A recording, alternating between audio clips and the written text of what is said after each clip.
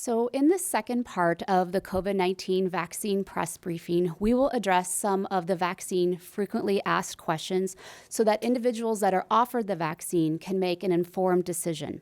Some important facts, which can also be found on the CDC website, are as follows.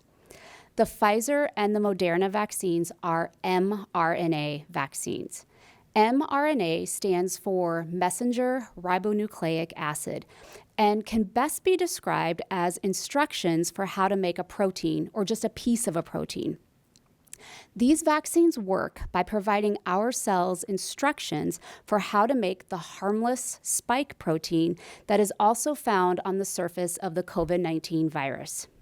Special cells in our body's immune system called B cells and T cells will be formed in response to this harmless protein.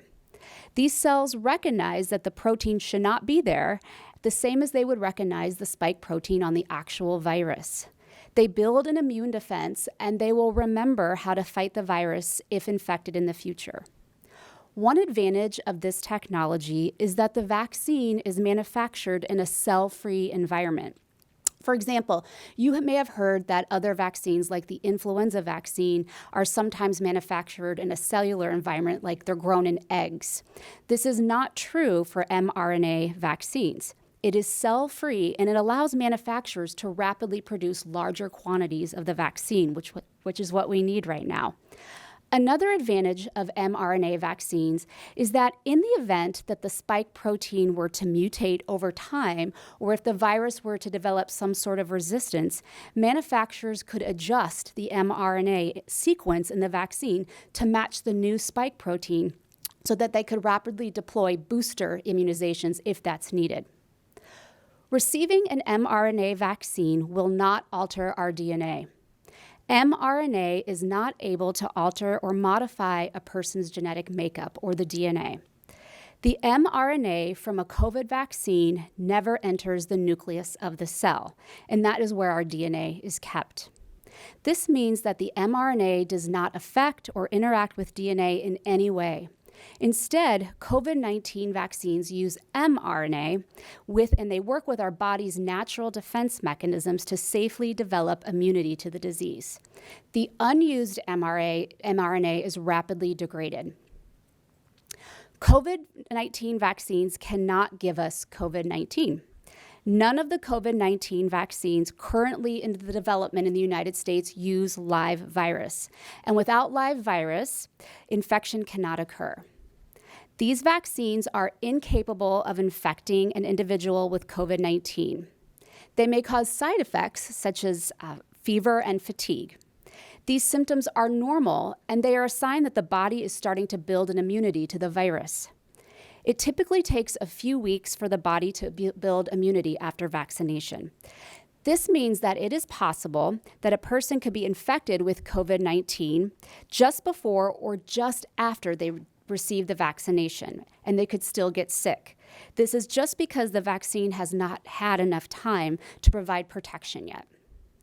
COVID-19 vaccines will not cause us to test positive on COVID-19 viral tests. Viral tests detect virus, and the vaccine does not contain virus. However, it is possible that a vaccine recipient would test positive on an antibody test.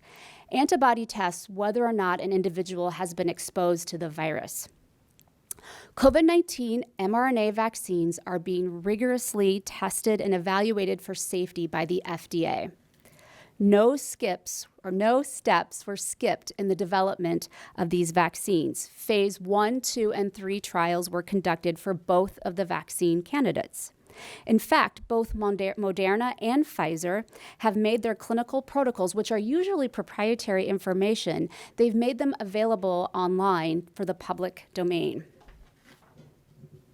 Researchers had access to the full COVID-19 genetic code early in January 2020. And mRNA technology has been studied for decades in other viruses, such as influenza. Therefore, pharmaceutical companies were able to start developing mRNA vaccines early in the course of this pandemic.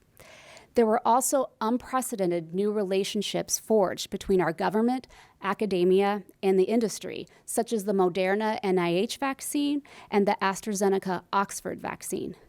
These collaborations further expedited vaccine development. Finally, it is very important to remember that the information about COVID-19 vaccines is rapidly evolving. As we receive more information, especially as it relates to plans to vaccinate patients and the general public, we will continue to update you.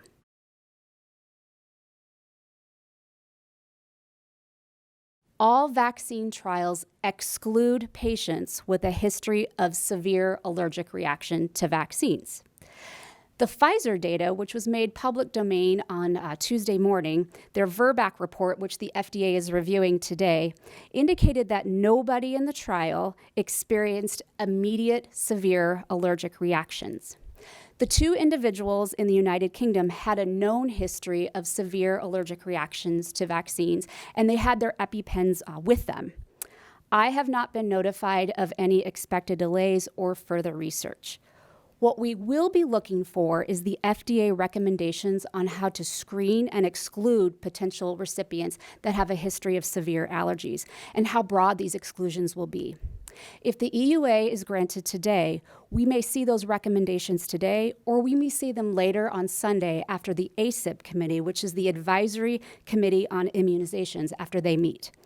We do have this on our radar, and we will apply those recommendations as we begin to vaccinate our highest risk staff and physicians. Thank you.